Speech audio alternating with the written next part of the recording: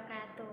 Perkenalkan, nama saya Adelia Putri dari Prodi Perbankan Syariah semester 6. Nah, di sini saya akan membuat video presentasi untuk tugas UAS, mata kuliah, audit, dan pengendalian internal Bank Syariah dengan dosen pengampu Ibu Ikrimah Anggita Bastiani MM yang berjudul Peran Audit Internal dalam Mencegah Fraud di Era Digital.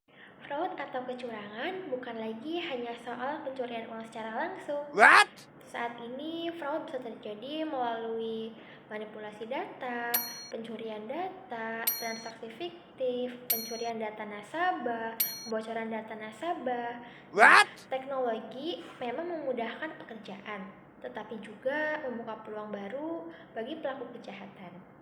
Lalu, apa sih peran audit internal itu? Jadi, audit internal itu diibaratkan sebagai sistem peringatan dini dalam sebuah perusahaan atau bank.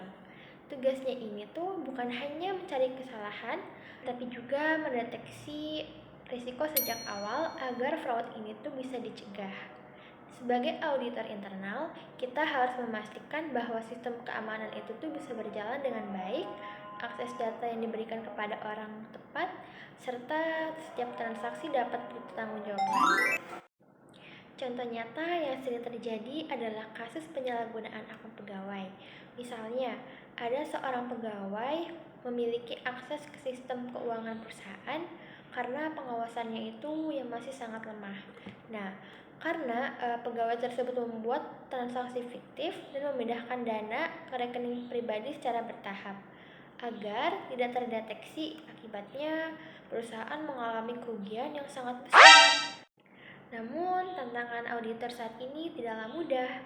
Di era digital, fraud berkembang semakin canggih, pelaku usaha dapat menggunakan teknologi, kecerdasan buatan, hingga rekayasa sosial untuk social engineering untuk menipu korban. Oleh karena itu, auditor tidak boleh hanya mengandalkan metode lama. Auditor harus memahami teknologi, mampu membaca pola transaksi digital, dan memanfaatkan data analitik untuk menemukan indikasi fraud yang sangat sulit terlihat secara manual. Jika saya seorang auditor, langkah pertama yang ingin saya lakukan itu memperkuat sistem pengendalian internal berbasis teknologi.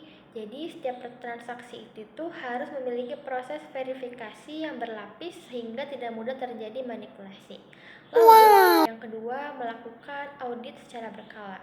Dan tidak hanya saat ada masalah, dengan pemeriksaan secara rutin, potensi fraud itu tuh bisa ditemukan secara cepat.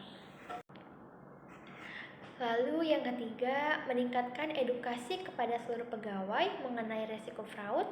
Banyak kasus terjadi itu tuh bukan karena sistem yang lemah, tetapi karena kurangnya kesadaran pengguna.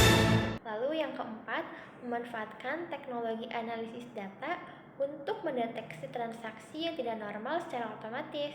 Dengan begitu, auditor dapat bekerja lebih cepat dan lebih akurat. Sebagai penutup, dapat kita pahami bahwa audit internal ini tuh memiliki peran yang sangat penting dalam mencegah fraud di era digital. Auditor ini tuh bukan hanya pencari kesalahan, tetapi juga penjaga kepercayaan, pelindung aset, dan mitra dalam menjaga keamanan sistem.